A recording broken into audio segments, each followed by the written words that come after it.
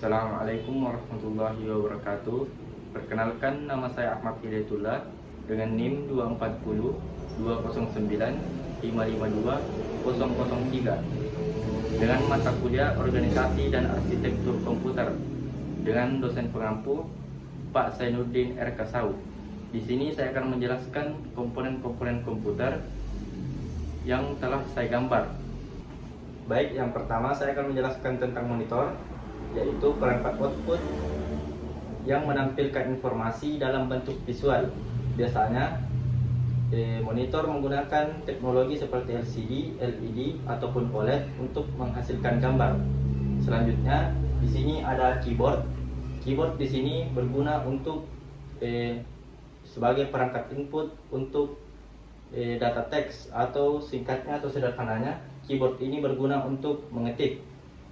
Selanjutnya di sini ada mouse. Mouse di sini adalah perangkat input untuk menggerakkan kursor pada layar komputer atau monitor. Biasanya kursor ini memiliki dua varian atau dua tipe, bisa menggunakan optik ataupun bisa menggunakan laser, dan juga bisa menggunakan kabel maupun nirkabel. Selanjutnya di sini ada speaker. Speaker adalah perangkat output yang menghasilkan suara dari komputer, bekerja dengan cara mengubah audio digital menjadi gelombang suara analog. Selanjutnya saya akan menjelaskan tentang casing PC. Casing PC adalah tempat fisik untuk menaruh berbagai komponen-komponen internal komputer untuk melindunginya agar tidak rusak. Dan juga casing PC juga berfungsi sebagai aliran udara dan juga sebagai estetika komputer. Selanjutnya ada fan komputer atau kipas komputer yang berfungsi sebagai pendingin komputer. Memiliki dua jenis, yaitu kipas untuk pengeluar hawa panas dari komputer dan juga kipas untuk mendinginkan komputer. Selanjutnya saya akan menjelaskan tentang CPU atau Central Processing Unit, atau biasanya disebut sebagai pemrosesan utama di dalam komputer. Biasanya CPU ini disebut sebagai otaknya komputer. CPU ini bertanggung jawab atas semua perhitungan dan juga eksekusi perintah. CPU atau Central Processing Unit ini juga memiliki komponen utama, yaitu komponen inti yang disebut sebagai ALU atau Arithmetic Logic Unit. Selanjutnya saya akan menjelaskan tentang GPU atau Graphic Processing Unit.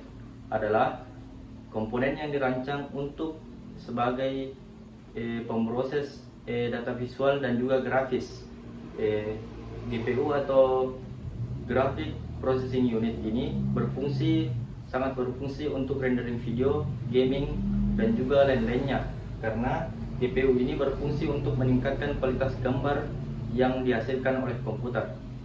Selanjutnya saya akan menjelaskan tentang RAM atau Random Access Memory, yaitu memori yang dapat atau penyimpanan yang dapat diakses untuk sementara waktu. RAM ini hanya dapat diakses ketika laptop sedang menyala. Ketika laptop mati, maka RAM atau Random Access Memory ini akan hilang atau terreset. Selanjutnya saya akan menjelaskan tentang ROM atau Read Only Memory, yaitu memori yang permanen yang berisikan data penting seperti firmware ataupun BIOS. Read Only Memory ataupun ROM ini adalah data permanen yang hanya dapat dibaca dan tidak bisa diubah-ubah dengan cara yang normal. ROM atau Read Only Memory ini juga berfungsi sebagai untuk melakukan booting pada komputer. Selanjutnya saya akan menjelaskan tentang motherboard atau papan sirkuit.